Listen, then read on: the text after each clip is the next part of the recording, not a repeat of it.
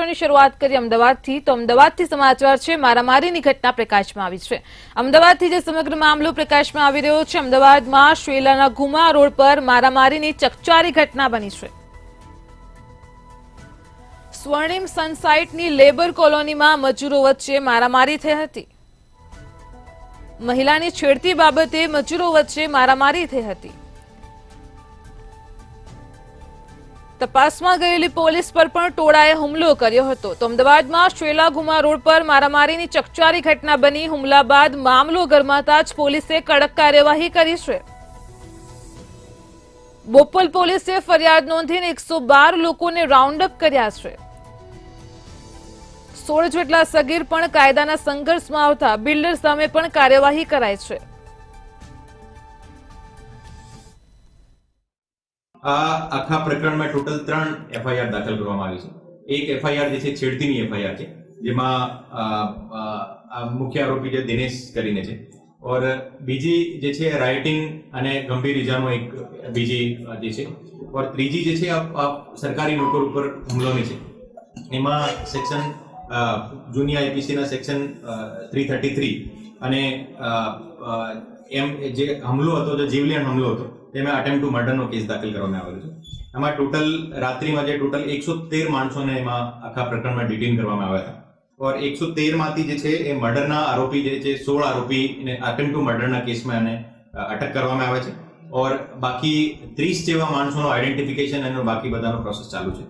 એમાંથી 16 માણસો જે છે આ જુવેનાઇલ હતા, તો એની પણ જે કોન્ટ્રાક્ટર છે એની ઉપર કોન્ટ્રાક્ટ લેબર, જે ચાઇલ્ડ લેબર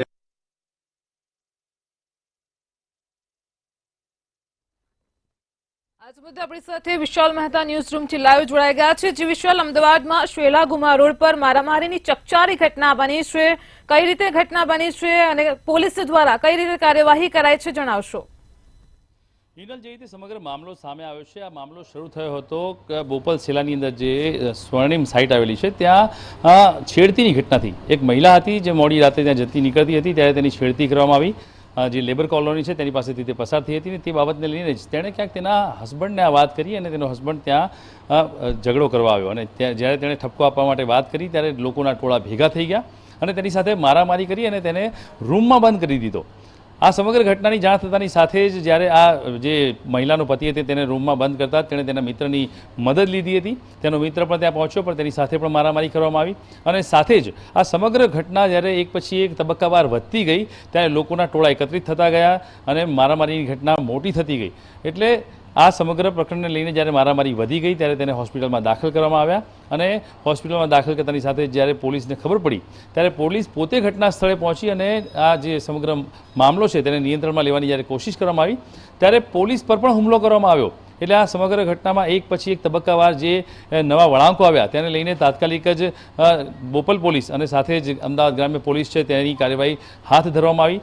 મોડી રાત્રે લગભગ 116 જેટલા લોકોને રાઉન્ડ અપ કરવામાં આવ્યા, તેની તપાસ કરવામાં આવી। પૂછપરછની અંદર 3 અલગ અલગ ગુનાઓ અત્યારે હાલમાં દાખલ કરવામાં આવ્યા છે, જેમાં સૌથી પહેલો જે ગુનો છે તે મહિલાની છેડતીનો ગુનો દાખલ કરાયો છે, જેની અંદર કેટલાક જે આરોપીઓ છે જે અત્યારે હાલમાં તપાસ દરમિયાન બહાર આવ્યા છે તેમને રાઉન્ડ અપ કરાયા છે અને તેમની સામે કાર્યવાહી કરાઈ છે।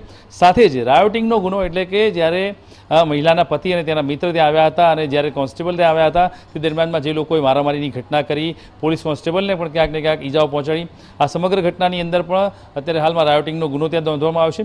ત્રીજા ગુનાની વાત કરીએ તો પોલીસ પર જે જીવલેણ હુમલો કરવામાં આવ્યો, જેમાં એટેમ્પ્ટ ટુ મર્ડરનો ગુનો લગાવી અને લગભગ 15 થી 16 લોકોને ધરપકડ કરવામાં આવી છે। સાથે જ આ સમગ્ર પ્રકરણમાં જ્યારે 115 થી 16 લોકોને રાઉન્ડ અપ કરી અને તેમની ઇન્ક્વાયરી કરવામાં આવી ત્યારે 16 જેટલા સગીર પણ મળી આવ્યા છે। એટલે કે કન્સ્ટ્રક્શન સાઇટ પર 16 જેટલા સગીરો કામ કરતા હોવાની હકીકત બહાર આવતા કોન્ટ્રાક્ટર સામે લેબર એક્ટ મુજબનો ગુનો પણ દાખલ કરવામાં આવશે અને તેની કાર્યવાહી કરવામાં આવશે। પરંતુ જે રીતે ગઈકાલે જે આખી જે ઘટનાઓનો દોર શરૂ થયો હતો, છેડતીથી શરૂ થયેલી ઘટના પોલીસ કર્મચારીના જીવલેણ હુમલા સુધી પહોંચી ગઈ, આ સમગ્ર ઘટનાને ક્યાંક ને ક્યાંક જે અમદાવાદ ગ્રામ્ય એસપી છે તેણે વખોડી કાઢી છે અને તાત્કાલિક જ પગલાં લઈ અને અત્યારે હાલમાં સંખ્યાબંધ લોકોને રાઉન્ડ અપ કર્યા છે। 116થી વધારે લોકોને રાઉન્ડ અપ કરી અને 15 જેટલા લોકો સામે એટેમ્પ્ટ ટુ મર્ડર એટલે કે હત્યાની કોશિશનો ગુનો લગાવી અને કડક કાર્યવાહી હાથ ધરી છે। જી વિશાલ, જે સમગ્ર મામલો પ્રકાશમાં આવ્યો છે અમદાવાદના શેલા ઘુમા રોડથી, તેને લઈને તમે જે માહિતી આપી તે બદલ આપનો આભાર। તો મારામારીની ચકચારી ઘટના પ્રકાશમાં આવે છે। સ્વર્ણિમ સન સાઇટની લેબર કોલોનીમાં મજૂરો વચ્ચે મારામારી થઈ હતી। મહિલાની છેડતી બાબતે મજૂરો વચ્ચે મારામારી થઈ। તપાસમાં ગયેલ પોલીસ પર પણ ટોળાએ હુમલો કર્યો। આ હુમલા બાદ મામલો વધુ ગરમાતા જ પોલીસે કડક કાર્યવાહી કરી છે। બોપલ પોલીસે ફરિયાદ નોંધી છે। 112 લોકોને રાઉન્ડ અપ કર્યા છે। સાથે જ 16 જેટલા સગીર પર પણ કાયદાના સંઘર્ષમાં આવતા બિલ્ડર સામે કાર્યવાહી કરાઈ છે।